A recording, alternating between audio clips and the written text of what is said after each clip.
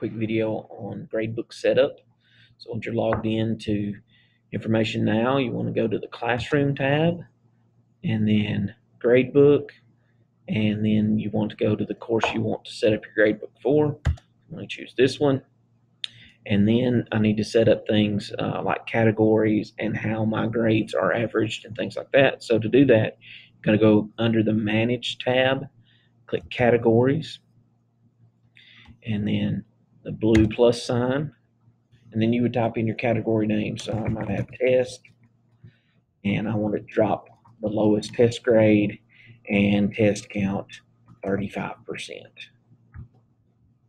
Then quizzes, I want to drop the two lowest quizzes, and it counts 25%, giving me a total of 60% for assessments.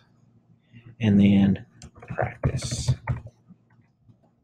and I'm going to drop their 3 lowest practice assignments, and that counts 40%. And create.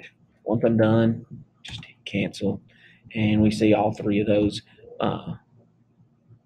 Make sure you check your addition to make sure that it does add up to be 100%. Close. And now you need to make sure your gradebook is applying those. So you're going to hit Options underneath the Manage tab, and then you want to view date by descending, include withdrawn students. That's kind of handy because sometimes students drop, and it notes that by an asterisk by their name. So if you could, if you include those, especially here at the beginning of the year, that's always a good thing. You could have it group your assignments by category that they're in. I usually just do date by descending. That way the newest assignment is first in my spreadsheet. If you're a total points person, you might want it to display total points. These 3 check boxes are usually always, you always want those checked so that you can see your student averages and the letter grade that goes along with that just by glancing at your grade book. Display maximum score is going to show you how many points the assignment was worth.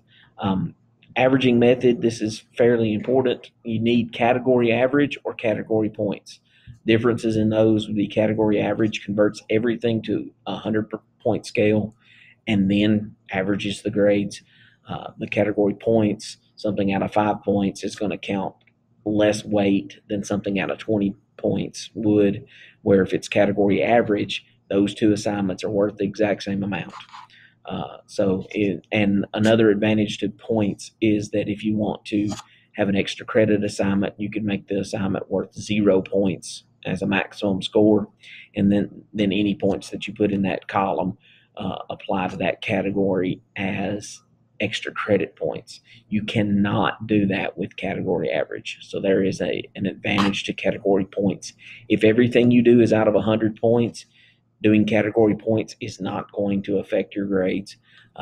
If everything you do is not out of 100 points, category points will apply that weight directly, and category average will not.